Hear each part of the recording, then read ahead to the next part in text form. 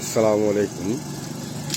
আমি এই মুহূর্তে যে ভিডিওটি ধারণ করছি রাজশাহী টু নওগাঁ আঞ্চলিক মহাসড়কে মোহনপুর উপজেলার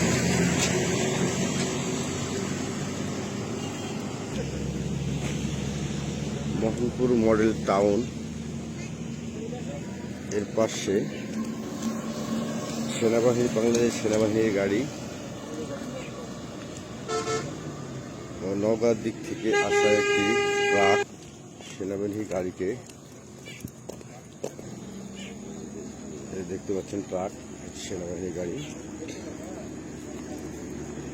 মুখোমুখি সংঘর্ষে দুই গাড়িটি রাস্তার পাশে জলাশয়ে নেমে গেছে।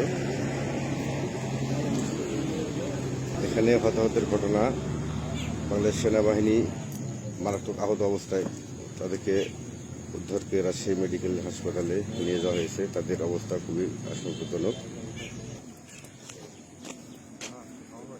এখানে আপনারা দেখতে পাচ্ছেন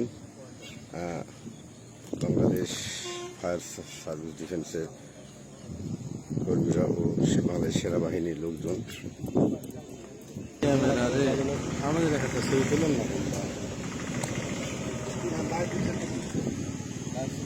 না না পাগল, আমি এখন লাইভ দিনে